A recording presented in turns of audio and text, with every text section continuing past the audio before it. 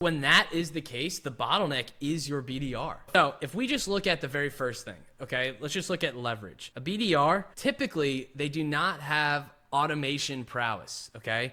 So they lack automation skills. So this means they are going to have to do manual outreach for the most part. And if you look at how like the older strategies, and I'll get to the strategy here in a second, of how these BDRs would do their outreach, they would cold call the front desk. They would just call the company. They'd submit online forms into their websites. They would try and find an email address and email them specifically. And if they just couldn't find any emails from scouring the internet or using some free tools that they've been able to find, or using some database that they finally had the actual owner of the company invest in, then they would not even email them. So it was pretty much just that, cold calling and emailing without any sales assets or any other lead magnet or anything like that. And typically their outreach strategies just were terrible, but they just did not have the leverage and the volume to actually have success. So they just lacked automation skills. So they're having to manually touch prospect. So when that is the case, the bottleneck is your BDR. If you can only talk to 100 new accounts every single